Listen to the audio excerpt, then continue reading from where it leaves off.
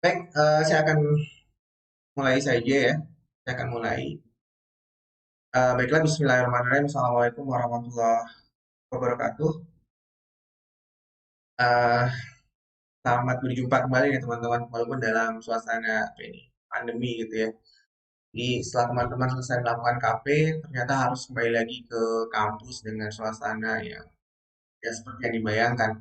Ya, kita dalam keadaan melakukan apa ini, social distance atau PSBB, sehingga perkuliahan harus dijalankan dengan eh, online atau daring. Nah, teman-teman, saya yakin sudah mengetahui komposisi mata kuliah yang teman-teman dapatkan di semester 7 ini. Salah satu di antaranya adalah ini pemrograman mobile game, pemrograman mobile game. Dan untuk awal sesi perkuliahan ini, saya akan fokuskan untuk membahas tentang kontrak perkuliahannya dulu ya, kontrak perkuliahannya dulu. Nah, kita mulai dari deskripsi course-nya. Sebenarnya apa sih yang akan kita pelajari kurang lebih satu semester ke depan tentang konten materi yang seperti apa yang akan kita pelajari di sini ya. Yang akan kita pelajari adalah sebuah mata kuliah yang bertujuan untuk mengembangkan sebuah aplikasi game pada perangkat mobile device. Jadi setelah di semester yang lalu kita menyelesaikan perkuliahan kita di materi atau mata kuliah pemrograman game 2, kita akan lanjutkan eh, topik tentang pengembangan aplikasi game ini eh, yang difokuskan pada pengembangan aplikasi game pada perangkat mobile. Jadi yang akan kita pelajari adalah hal-hal yang sifatnya lebih advance gitu ya teman-teman. Sehingga mata kuliah pemrograman game 2 ini menjadi syarat untuk teman-teman bisa mengikuti mata kuliah pemrograman mobile game ya. Baiklah, eh berikutnya. Nah, pada awal perkuliahan ini mahasiswa akan mempelajari resources apa saja yang dibutuhkan beserta teknik pengaturannya untuk dapat mengembangkan aplikasi pada perangkat mobile. Jadi gini ya teman-teman, pengembangan aplikasi game pada perangkat mobile itu tidak seperti pengembangan aplikasi mobile pada pada perangkat PC misalkan, konsol ya. Jadi membutuhkan device atau tools tambahan yang kita perlu siapkan agar proses pembelajaran kita dalam mengembangkan aplikasi mobile game ini dapat berjalan dengan lancar. Dan saya perlu sampaikan bahwa tools yang perlu kita siapkan ini cukup banyak. Jadi tantangan teman-teman di mata kuliah ini cukup cukup besar ya. Karena teman-teman harus mempersiapkan tools yang begitu eh secara begitu apa ya? Kompleks ya, cukup kompleks. Nanti akan saya perlihatkan apa saja yang teman-teman harus siapkan gitu ya. Dan fase-fase penyiapannya itu ada di awal.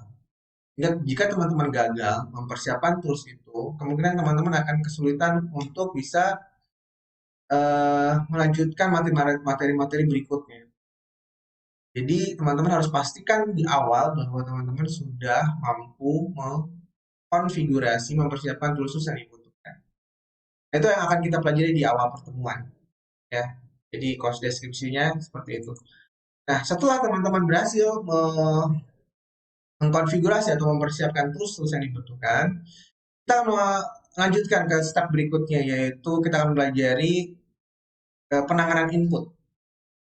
Nah, dalam pengembangan aplikasi mobile ini, proses penanganan input atau user input itu berbeda, sangat berbeda dengan proses penanganan user input yang kita pelajari di pengembangan aplikasi game pada PC gitu ya. Nah, saya yakin teman-teman sudah sangat sering berinteraksi dengan mobile gaming. Di proses user inputnya itu dilakukan menggunakan touch gitu ya. Dengan touch atau swipe, bisa juga dengan accelerometer ya, ataupun bisa dengan proses raycasting. Dan juga mungkin bisa menggunakan joystick yang uh, menyatu dengan screen-nya gitu ya. Nah, oleh karena itu tentu kita akan mempelajari teknik user input yang khusus digunakan di perangkat mobile ini, yang belum pernah kita pelajari sebelumnya. Di perkuliahan sebelumnya kita pelajari adalah user input menggunakan keyboard dan mouse ya. Namun kali ini kita akan fokuskan penggunaan user input pada touch screen. Nah, sehingga menjadi sebuah syarat yang harus teman-teman penuhi adalah teman-teman memiliki device Android ini. Karena pengembangan aplikasi mobile ini menggunakan touch screen ya. Kita tidak bisa hanya menggunakan laptop, gimana kita akan menguji coba touch-nya gitu. Kalau misalkan laptop kita tidak support dengan touch gitu. Ya kita membutuhkan mobile yang kita connect dengan Unity 3D editornya. Dan proses mengkoneksikannya itu sedikit tricky ya. Bukan sulit ya, tetapi membutuhkan tahapan-tahapan yang cukup panjang. Tahapan-tahapan itu dilakukan dengan baik tentu tidak akan kesulitan. Dan biasanya pada eh, angkatan-angkatan yang sebelumnya itu banyak yang tidak berupaya dengan maksimal untuk bisa mengkoneksikan device Android-nya dengan Unity 3D. Jadi mereka akan keteteran ketika menerima perkuliahan di sesi-sesi berikutnya karena ternyata device sendiri belum terkoneksikan. Gitu ya. Dan saya berharap itu tidak terjadi di uh, perkuliahan angkatan teman-teman ini. Ya. Baik, lalu kita lanjutkan. Nah ini materi yang saya rasa sangat menarik. Ya. Jadi di uh, mata kuliah pemrograman mobile game ini, setelah UTS kita akan fokuskan pembelajaran kita dalam mengembangkan aplikasi augmented reality. Ya. Dan topik ini ya cukup kekinian dan bisa teman-teman jadikan sebuah ide untuk mengembangkan aplikasi augmented reality ini untuk tugas akhir, sorry skripsi gitu ya. Karena topik-topiknya sangat banyak dan sangat menarik. Jadi, jika teman-teman bisa menguasai materi atau perkuliahan ini, teman-teman diharapkan tidak akan kesulitan dalam menentukan topik skripsi. Dan mata kuliah ini adalah mata kuliah wajib, gitu ya teman-teman. Kedudukan mata kuliahnya kan saya sampaikan juga. Kedudukan mata kuliah kita mata kuliah wajib. Teman-teman harus selesaikan dan harus lulus. Selain itu, jika teman-teman bisa menguasai kompetensi yang diberikan dari mata kuliah ini, teman-teman akan mendapatkan benefit-benefit yang cukup banyak tentunya. Kita tahu perkembangan aplikasi game mobile itu sangat pesat ya. Bahkan kita akan lebih sering berinteraksi bermain game itu melalui mobile device gitu. Oke. Jika kita bisa membuat sebuah aplikasi mobile game dan kita bisa publish nantinya di Google Play Store gitu ya, teman-teman akan mendapatkan peluang atau kesempatan juga untuk mendapatkan benefit di sana berupa income dan lain sebagainya. Jadi mata kuliah ini sangat-sangat apa namanya penting untuk bisa teman-teman kuasai kompetensi. Oke, itu kurang lebih the course description yang berkenaan dengan yang kita di mata kuliah mobile game development. Nah, objektif atau tujuan ya, tujuan dari perkuliahan ini tentunya ya, tujuannya adalah tentunya tadi eh, semua materi yang disampaikan tentu teman-teman bisa kuasai tujuannya itu. Ya. Yang pertama adalah teman-teman mampu mengkoneksikan device Android kita dengan Unity 3D editor. Gitu ya. Itu kompetensi pertama atau objektif pertama yang harus teman-teman kuasai. Ya. Teman-teman benar-benar berhasil mengkoneksikan device Android dengan Unity 3D. Saya berkali-kali akan mengucapkan ini karena saya ingin menyampaikan kepada teman-teman ini adalah tahapan pertama yang sangat penting teman-teman harus lakukan terlebih dahulu. Mengkoneksikan uh, Android device kita ya dengan Unity 3D. Karena jika kita belum berhasil mengkoneksikan device kita dengan Unity 3D, maka kita akan kesulitan dalam mengembangkan aplikasi mobile game. Itu kompetensi atau objektif yang pertama.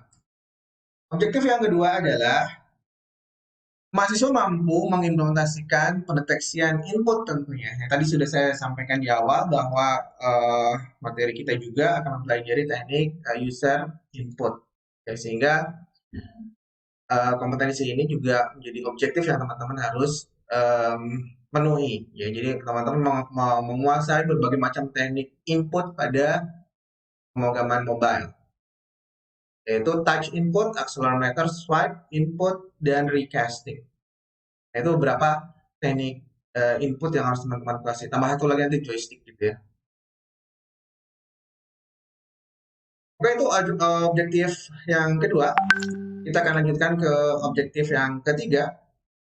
Objektif yang ketiga adalah mahasiswa mampu mengembangkan proyek aplikasi game sederhana berupa augmented reality ataupun jenis aplikasi lainnya yang berjalan di perangkat mobile. Jadi proyek-proyeknya tentu harus teman-teman bisa mengembangkan aplikasi mobile yang berjalan, aplikasi game yang berjalan di perangkat mobile, gitu ya. Bukan mengembangkan aplikasi game yang berjalan di PC, gitu ya. Pilihannya tadi bisa augmented reality ataupun aplikasi lainnya. Nah, itu beberapa objektif yang harus teman-teman bisa kuasai. Nah, kita akan melihat sekarang course outline-nya atau topik selama 14 kali tatap muka atau streaming ataupun melalui blended learning atau melalui secara daring gitu, melalui e-learning. Materi-materi yang pertama materi-materi yang akan teman-teman dapatkan adalah yang pertama adalah introduction to mobile game development atau pengantar pengembangan aplikasi mobile game gitu ya. Lalu modul yang kedua adalah kita akan mempelajari sudah mulai ke touch input. Dan pembelajaran tentang masalah bagaimana mengkoneksikan mobile device dengan Unity 3D itu akan dipelajari di modul 1 gitu. Jadi modul 2-nya udah nggak membahas itu lagi, langsung ke touch input. Sehingga syarat untuk bisa mempelajari modul 2, teman-teman harus berhasil terlebih dahulu mengkoneksikan handphonenya dengan Unity 3D. Jika teman-teman belum berhasil, teman-teman akan kesulitan mengikuti mempelajari modul 2 ini. Berikutnya, kita akan belajar teknik input lainnya yaitu accelerometer. Accelerometer itu apa ya? Ini teknik input yang dilakukan dengan cara menggerak-gerakkan secara langsung mobile device-nya. Biasanya dipakai untuk permainan game racing gitu ya. Kalau kita ingin belok kiri, kita kiriin, ke kanan kita kanain, dan seterusnya. Itu namanya accelerometer gitu ya. Lalu modul yang keempat adalah raycasting. Apa itu raycasting? Raycasting sebenarnya mirip dengan touch teman-teman.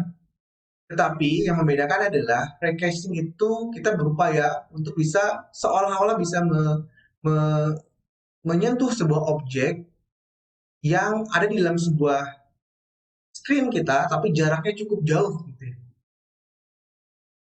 Nah, itu yang akan kita pelajari. Bagaimana kita bisa membuat garis imajiner dari mulai garis imajiner posisi tangan kita menyentuh screen, lalu akan diarahkan ke depan dan si garis imajiner itu akan menyentuh objek mana. Nah, itulah akan dianggap sebagai kita sedang berupaya menyentuh objek tersebut. Itu adalah teknik raycasting. Itu akan kita pelajari.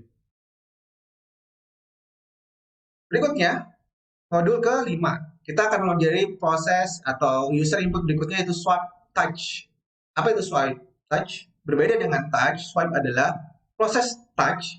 Ya, proses touch yang kita geser lalu kita angkat lagi jari kita itu swipe. Jadi kalau touch kan hanya tekan lalu kita lepas, itu touch.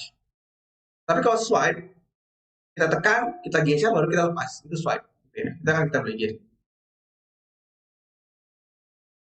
Modul berikutnya adalah joystick. Ya, joystick adalah bagaimana kita melakukan penanganan user input tapi melalui tombol-tombol ataupun sistem navigasi yang kita desain sendiri, langsung terintegrasi dengan screen mobile device kita.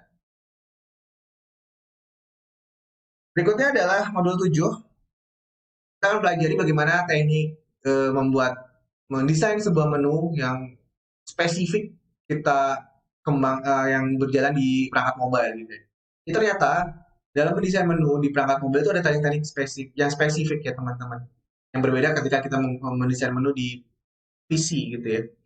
Karena mobile device itu banyak keterbatasan ya. RAM-nya terbatas, prosesornya terbatas, sehingga kita harus membuat objek baik itu menu maupun game objeknya itu harus efisien, harus kita optimize ya. Jangan sampai terlalu membombardir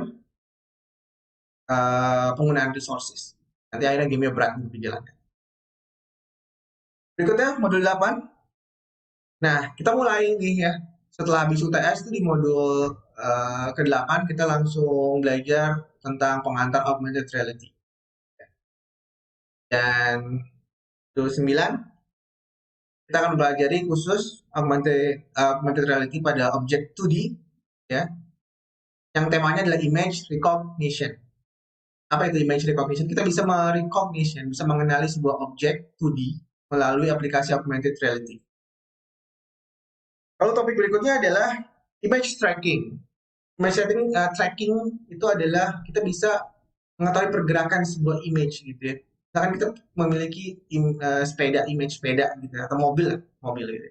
Ketika mobil itu bergerak, kita bisa mengetahui pergerakan mobil itu ke arah mana. Gitu ya. Kita tracking mobil itu.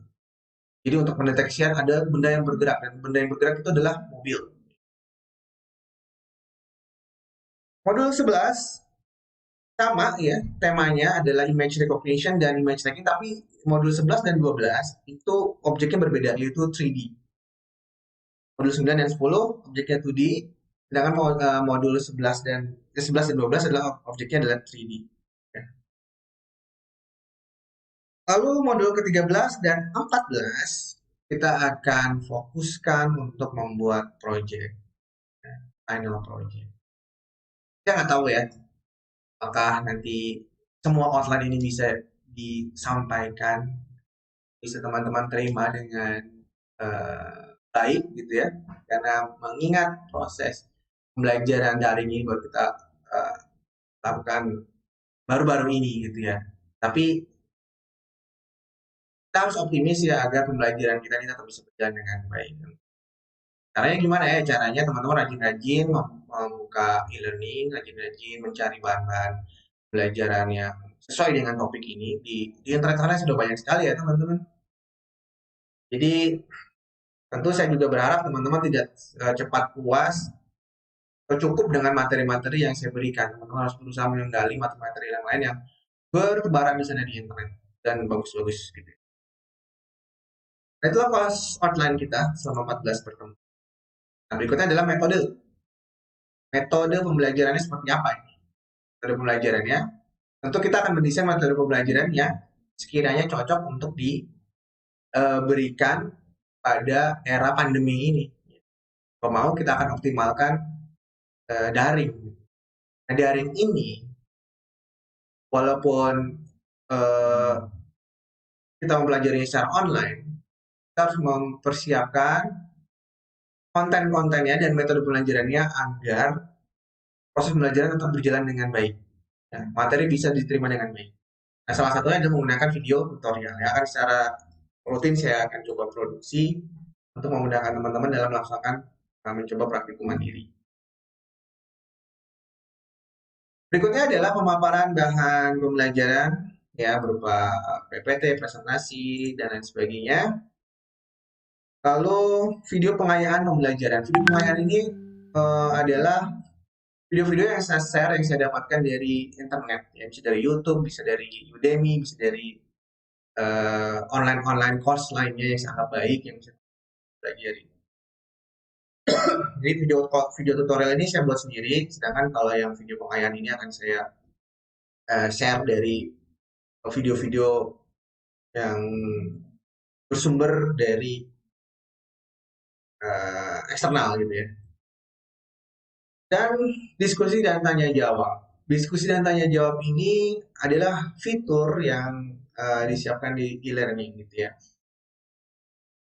Dan saya ingin teman-teman bisa menggunakan e-learning itu dengan optimal. Nanti akan saya perlihatkan e-learningnya gitu ya.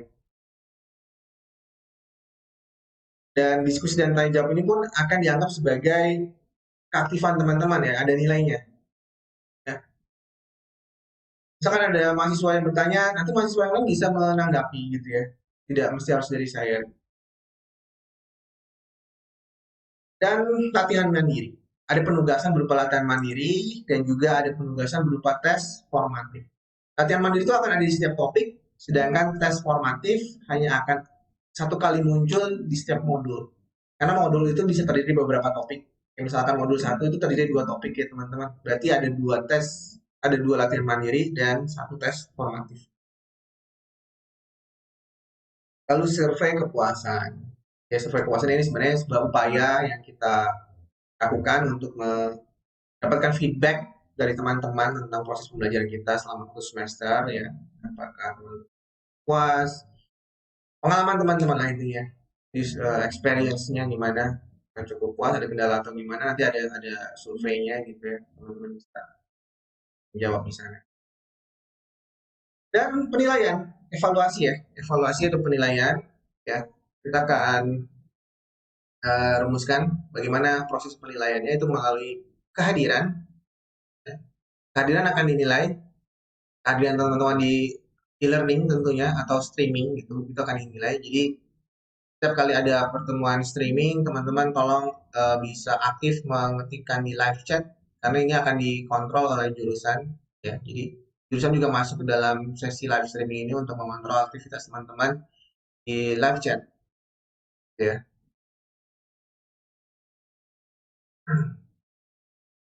Keaktifan ini kaitannya dengan forum ya. Keaktifan ini kaitannya dengan forum. Forum pembelajaran yang akan disediakan di e-learning dan teman-teman harus berupaya berinteraksi dengan forum tersebut. Kalau ada tugas, ada UTS dan UAS. Saya rasa teman-teman sudah sangat familiar dengan proses penilaian seperti ini ya. Oke, nah eh itu pengantar ya. Saya akan coba tampilkan sekarang e-learningnya. Tapi saya masih kurang paham ya. Apakah teman-teman sudah bisa akses ke e-learning atau belum? Nanti akan saya konfirmasi, tapi paling tidak saya akan perlihatkan e-learningnya terlebih dahulu.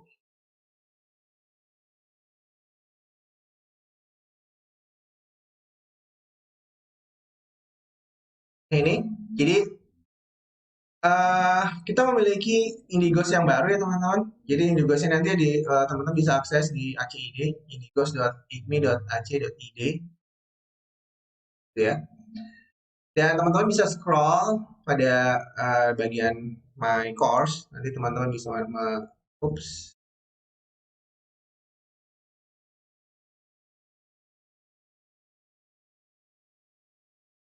Nanti teman-teman bisa scroll untuk mendapatkan mata kuliah yang bersesuaian.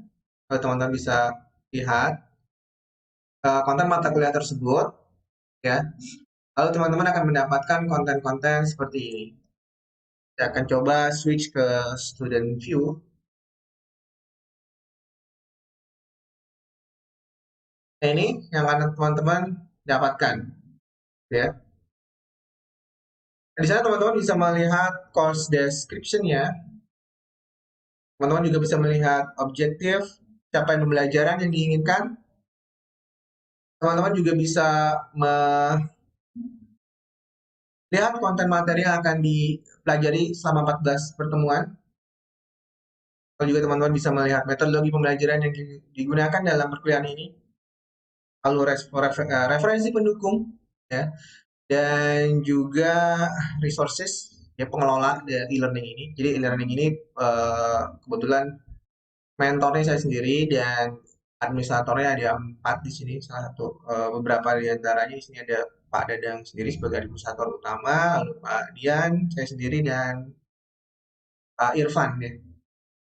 Jika teman-teman ada kesulitan berkenaan dengan teknis atau administratif di e-learning, misalkan nggak bisa login dan lain sebagainya, itu bisa menghubungi salah satu di antaranya.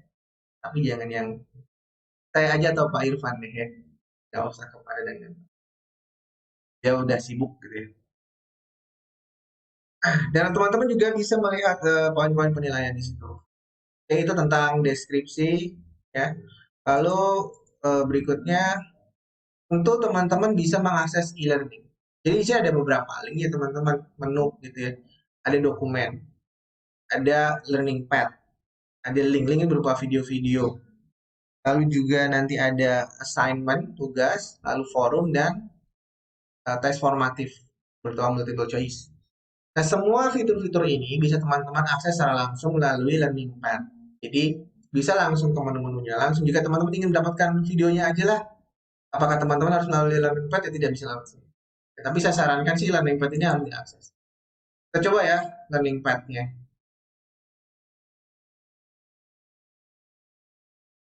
Ini learning pad-nya seperti ini ya teman-teman. Ini dibagi dalam beberapa outline, artinya satu learning pad itu mewakili satu modul. Ya, satu learning pad adalah satu modul. Dan di setiap modul ada beberapa topik. Contohnya dalam modul satu ini ada dua topik, topik satu dan topik dua. Dan di setiap topik ini ada konten-konten pembelajarannya, bisa berupa PPT, ada introduction ya di sini saya buka nih ya. Kalian orientasi tentang learning yang baru, ada pengantar mata kuliahnya, lalu juga ada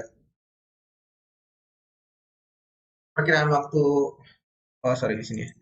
Tujuan pembelajaran dari awal nih ya.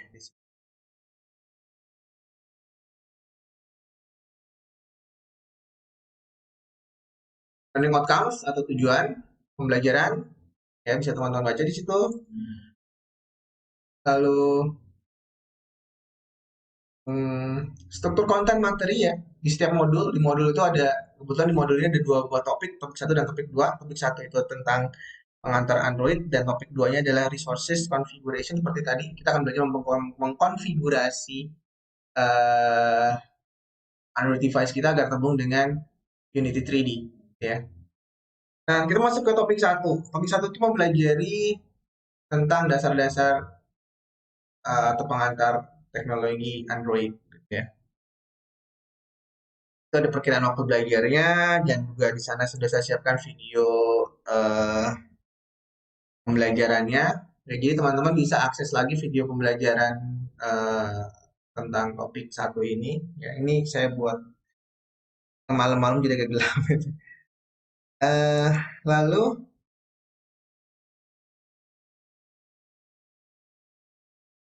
modul. Nah ini modulnya.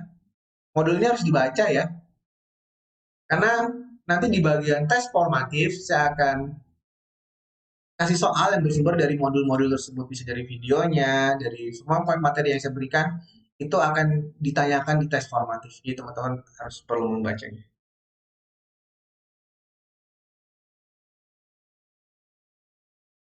Berikutnya,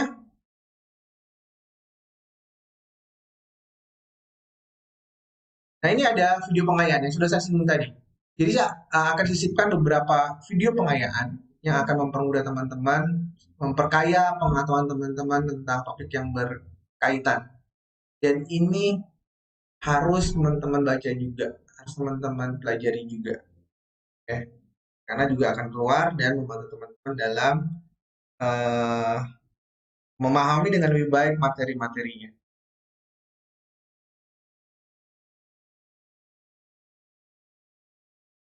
Video pengayaan 2 topik satu. Jadi pengayaannya nggak cuma satu, nanti ada beberapa video pengayaan yang harus teman-teman beri.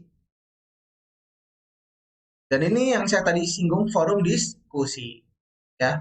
Nah, forum diskusi ini juga teman-teman harus akses dan harus isi, karena ini akan dianggap juga sebagai poin keaktifan, ya. Jadi akan dinilai, forum diskusi ini akan dinilai. Jadi teman-teman harus aktif berdiskusi di sana. Baik bertanya, mengemukakan pendapat. Latihan, latihan mandiri. Latihan mandiri ini jelaskan keunggulan sistem operasi Android. Dan tentu sudah ada materinya, teman-teman harus baca dulu. Lalu untuk bisa membahas pertanyaan ini atau menjawab pertanyaan ini, mau nggak mau teman-teman harus membaca dulu ya. Nah itu topik satu dan topik dua sama persis ya strukturnya. Nah, teman-teman bisa akses sendiri untuk menghemat waktu. Dan topik 2 ini teman-teman sudah mempelajari bagaimana teknis mengkonfigurasi agar Android device-nya bisa terkoneksi dengan Unity 3D Editor. Dan itu harus teman-teman upayakan berhasil. Harus berhasil ini. Jadi tugas teman-teman cukup berat di sini topik 2 ini. Topik 2 modul 1 ini ya. Teman-teman harus berupaya menyiapkan environment di laptopnya masing-masing, harus menginstal JDK, harus mengupdate SDK, harus menginstal lagi Unity Remote di handphonenya, lalu mencoba menghubungkan dengan Unity 3D. Nanti ada tugas di sini. Teman-teman harus mengcapture hasil berhasilannya dalam mengkonekkan Android device. Ya, seperti itu. Dan seterusnya. Jadi teman-teman bisa eksplorasi sendiri. Ya, nah, saya akan coba demokan sampai dalam tahap apa gitu ya. Kita bisa dianggap sudah berhasil mengkoneksikan handphone kita dengan perangkat Android gitu ya.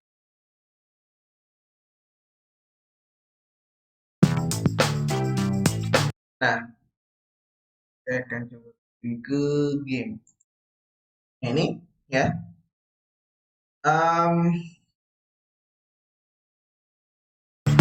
Ini saya memiliki sudah menghubungkan handphone saya dengan USB cable dan ke Unity 3D. Dan apa yang tampil di Unity 3D juga akan tampil di handphone saya. Sehingga saya bisa melakukan pengendalian untuk bermain game ini menggunakan touch. Jadi contoh ini game sederhana yang akan saya sebagai contoh pembelajaran gitu ya, menjelaskan proses touch. Itu ada fokus dan kucing gitu ya. Jika kita berhasil touch tikus, maka kita akan dapat skor. Tapi sebaliknya jika kita pilih adalah kucing, justru kita akan berkurang nyawanya.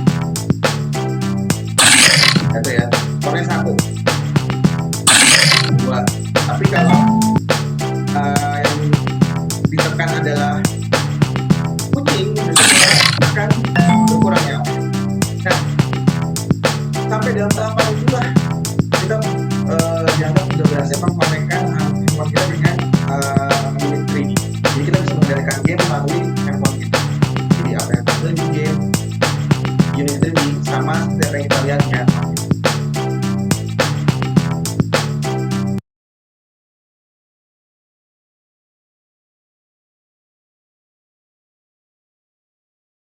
Oke, mungkin itu ya teman-teman yang bisa saya sampaikan dalam pertemuan yang pertama ini. Ya, jadi sekali lagi, saya harap teman-teman bisa mengakses e-learningnya ya, untuk bisa segera mempelajari materi-materi yang ada di dalamnya. Dan untuk Kosmanya, kita bisa minta tolong untuk bisa membuat grup, ya, membuat grup dan saya bisa di-invite di sana agar kita bisa berdiskusi dan fast respon gitu ya ketika teman-teman mendapatkan kesulitan. Oke, saya akan cek terlebih dahulu absennya.